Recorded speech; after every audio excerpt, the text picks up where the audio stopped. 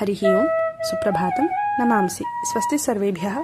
26-द्विसहस्रतमे अब्दे April मासस्य 30 दिनाङ्कः। कलियुगाब्दः 28-100 श्रीपराभव नाम संवत्सरः।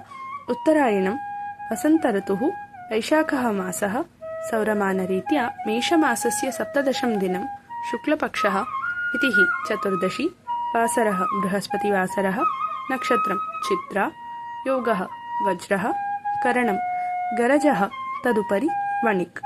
कालस्वरूपस्य भगवतो नारायणस्य परमानुग्रहेण सर्वेषाम् उद्दिष्टकार्यसिद्धिर्भवतु।